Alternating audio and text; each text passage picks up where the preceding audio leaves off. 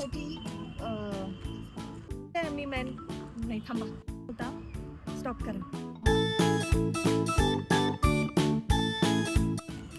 So hi guys, मी पूजा बागुल, तुमची bike explorer पूजा.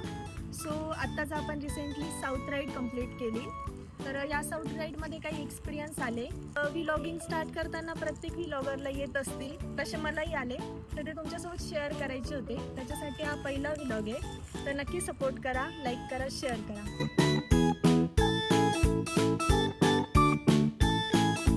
तर आपली राईड आपण साऊथ साईड प्लॅन केली होती. लास्ट इयरला आपण ओडिसा गेलो होतो, जगन्नाथपुरी. तर त्यावेळेसच्या एक्सपिरियन्स नंतर थोडा कॉन्फिडन्स आला होता की ठीक आहे, आपण थोडं महाराष्ट्राच्या बाहेर जाऊ शकतो. आणि त्याच्यानंतर साऊथ साईडला प्लॅन केल्यानंतर थोडे व्लॉग्स बघितले की कसे लोक तिथपर्यंत पोहोचत आहे, त्यांची जर्नी, त्यांचा रूट. कारण सोलो बाईक असल्यावर थोडं सगळ्या गोष्टींचा विचार करावा लागतो.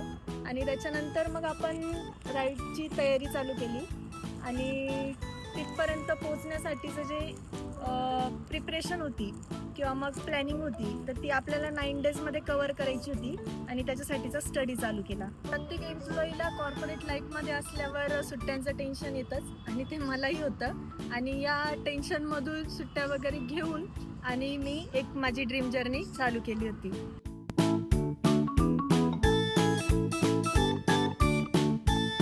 शूटसाठी लागणारं सगळं जमा करायला चालू केलं होतं. एक ideas, content, spots, destination, planning आणि एक ओव्हर बजेट फोन.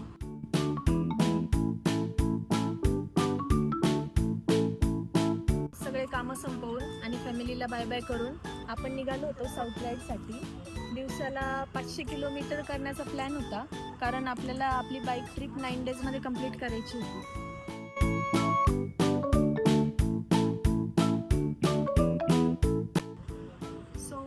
चालू झाली आणि पहिल्याच दिवशी राईड चालू करताना डोक्यात तर खूप विचार होते की असं करावं, तसं करावं, असं बोलू, तसं बोलू.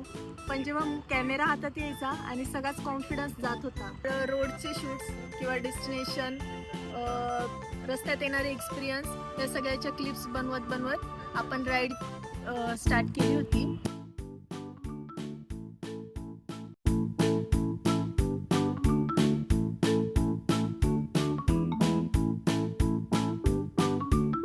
गाडीचं स्पीड, त्याच्यानंतर डेस्टिनेशन कव्हर करण्याची घाई आणि त्या हवेच्या प्रेशरमध्ये माझ्या हातात असलेला माझा महागडा फोन तो वेगवेगळ्या अँगलमध्ये सेट करून मला ते सगळं शूट करावं लागत होतं.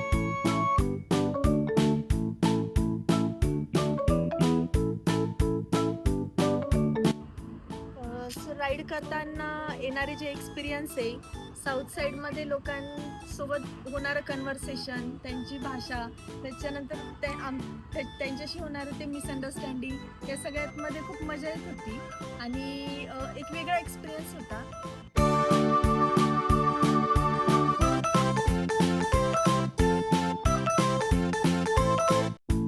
9 दिवसाचा प्रवास पूर्ण झाला आणि त्याचे काही क्लिप्स, व्हिडिओज मी नक्की आपल्या चॅनलला शेअर करेल. तर सबस्क्राईब करा आणि कीप वॉचिंग.